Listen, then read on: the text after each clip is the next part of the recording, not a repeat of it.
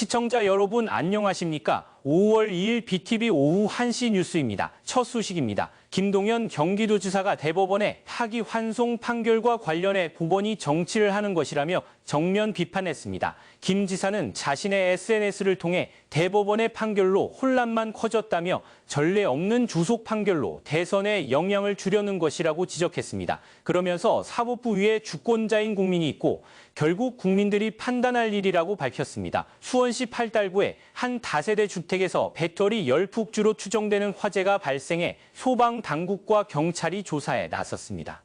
소방당국은 어제 낮에 발생한 팔달구 다세대 주택 화재가 지하 1층 거실에 있던 전기자전거용 리튬 배터리가 열폭주하면서 발생한 것으로 추정하고 있다고 밝혔습니다. 이날 화재는 소방관에 의해 40여 분 만에 진화됐고 다행히 인명피해는 발생하지 않았습니다.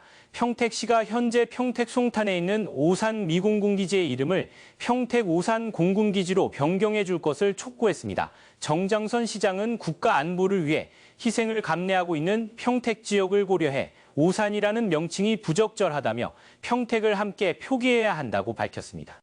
오산 미공군기지는 한국 전쟁 과정에 설치한 것으로 당시 영어 발음이 쉽다는 이유 등으로 평택이 아닌 인근 오산 지역에서 차용해 이름을 정했던 것으로 알려져 있습니다. 화성시가 오늘부터 결혼을 준비하는 지역 청년들에게 저축 금액의 30%를 지원하는 연지곤지 통장을 발급한다고 밝혔습니다. 매달 최대 30만 원을 저금하면 시가 최대 9만 원을 적립해주는 방식으로 참여자가 2년 이내에 결혼하면 지원금을 합쳐 최대 900만 원 정도를 수령하는 방식입니다. 시는 결혼을 망설이는 청년들을 위해 마련한 지원 사업이라고 설명했습니다.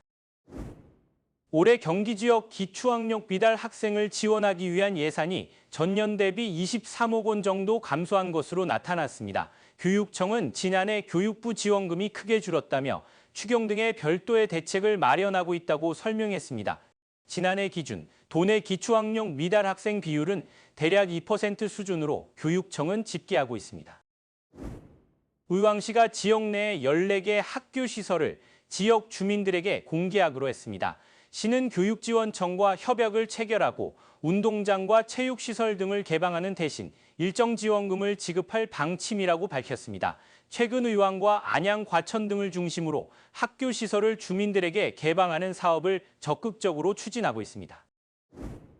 안산국제거리국 축제가 한국소비자협회가 주관하는 대한민국 명가명품 대상 지역축제 부문에서 2년 연속 대상을 받았습니다. 2005년 처음 시작해 올해로 21회를 맞는 안산국제거리국 축제는 대중성과 예술성, 그리고 시민 참여 측면에서 인정받으면서 지역 대표 축제로 자리 잡았습니다. 내일부터 열리는 올해 안산거리국 축제 기간엔 문화광장을 중심으로 사흘간 다양한 퍼레이드와 야외 공연이 이어질 예정입니다.